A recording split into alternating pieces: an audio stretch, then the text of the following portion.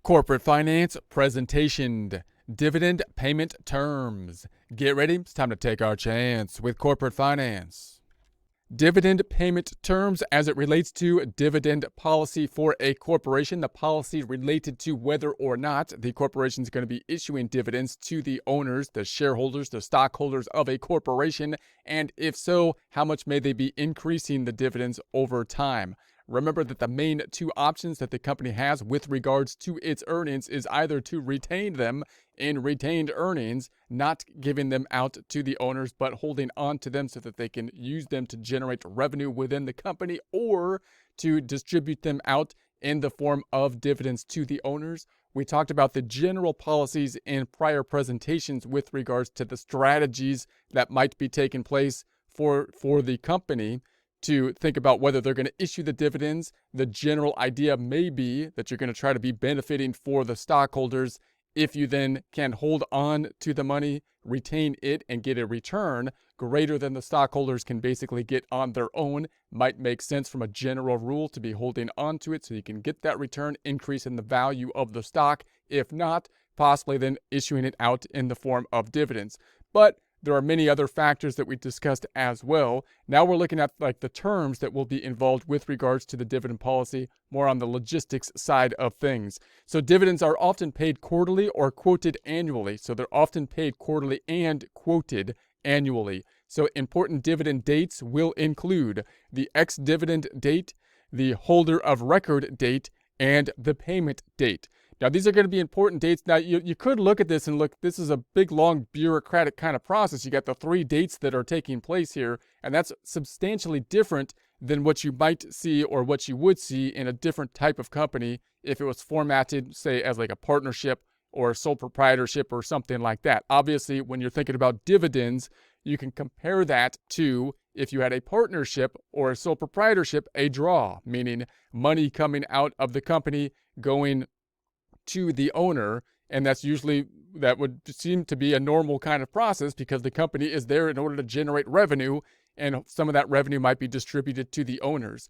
Now, in a partnership, that's an easy process, of course, because the partners can basically just take the money out, and you don't have these 3 dates that are going to be involved and whatnot. But for a corporation, due in part to the benefits of the corporation or as a cost to some of the benefits of the corporation, meaning to have the ownership of the corporation broken out in these different chunks so that you can standardize the ownership of the corporation. One of the costs of that, as we've discussed in prior presentations, is that the individual owners can't really take out different amounts with regards to dividends. I could not go as one owner to the company and say, I would like you to pay me a dividend, as I might be able to do if the type of business was set up as a partnership. And so what has to happen, of course, is the management has to decide if they're going to be distributing dividends. Then they have to do it in a very systematic way. All the owners that of a certain type, all the stockholders, have to get an equal amount of the dividend.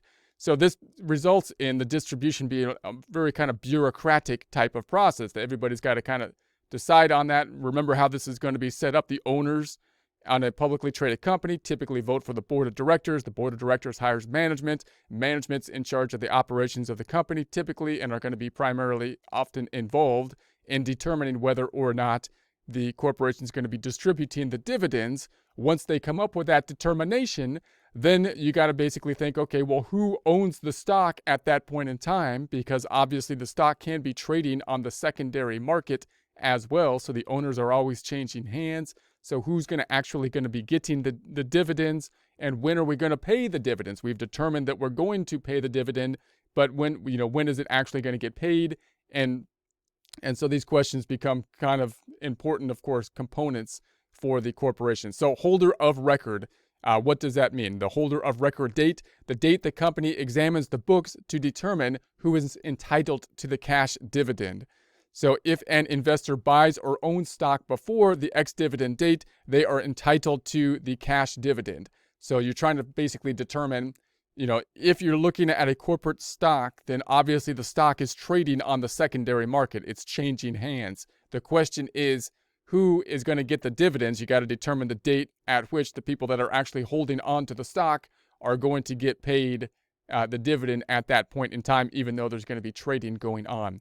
So we have the ex-dividend date. The company's dividend allocation has been determined, and the date the stock starts trading without the subsequent dividend value. So you also have the impact, of course, on the market. The market needs to know whether or not the next dividend that's going to be in place is going to be included if they were to purchase the stock. If you were to purchase the stock, in other words, are you going to be getting the next dividend that's up and coming from the purchase of the stock, or has that dividend passed? Is it going to the prior person that owned it at that point in time? That becomes an important date for just the logistics of trading the stock, and it could have an impact on the value of the stock for the value basically of the dividend that could be distributed. So investors who purchase the stock before the ex-dividend date are entitled to the next dividend payment, while those who purchase on or after are not. So basically, if you purchase before the ex-dividend date, then the next dividend that takes place, you would think that you would be entitled to that dividend, that distribution. If you purchase it after the ex-dividend date, then the next dividend that's in place wouldn't be included in that, wouldn't be distributed to that owner, and therefore you would expect that then to have an impact on the stock price in the amount basically of the dividend that would be distributed. The ex-dividend date happens before the record date because the record of the transaction isn't settled for 1 business day.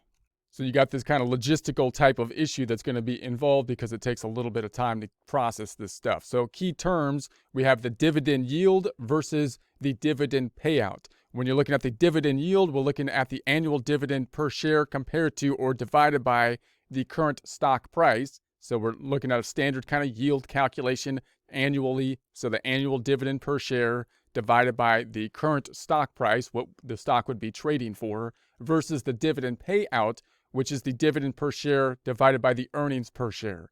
So remember that the dividend yield over here on the left-hand side, taking into consideration the stock price is determined by the market, something outside of the company's control, not included in just the books of the financial statements. The dividend payout is the dividend per share divided by the earnings per share, and the earnings per share is something that you're going to calculate basically, it's all internal to the company, right? The earnings that have been generated from the company on a per share basis. So in other words, you're taking the amount of dividends that have been paid out compared to the earnings that have been generated within the company.